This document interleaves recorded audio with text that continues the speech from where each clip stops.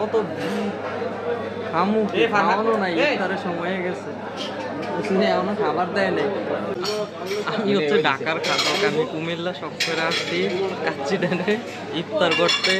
এই যে ওদেরকে নিয়ে আসছিলাম, বাট ইফতারের সময় হয়ে গেছে, অলমোস্ট 5 মিনিট লেট হয়ে গেছে, এখনো পর্যন্ত কোনো খাবার পরিবেশন করে নাই।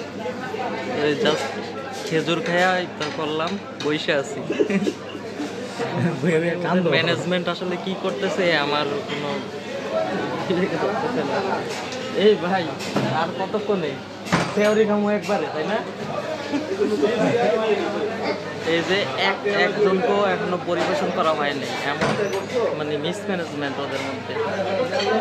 মানুষ অনেক বেশি আসছে, তো আমার আসলে আইডিয়া নাই। এটাতে আজকে ফার্স্ট কুমিল্লা কান্দির পাড়, লোকেশনটা কান্দির পাড় না, কান্দির পাড়ের এটা।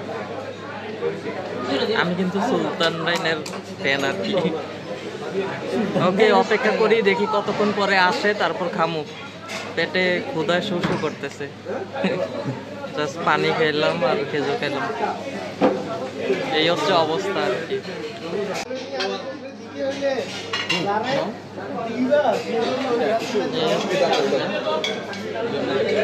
আমরা তো সব খাইয়া শেষ করে লেছি।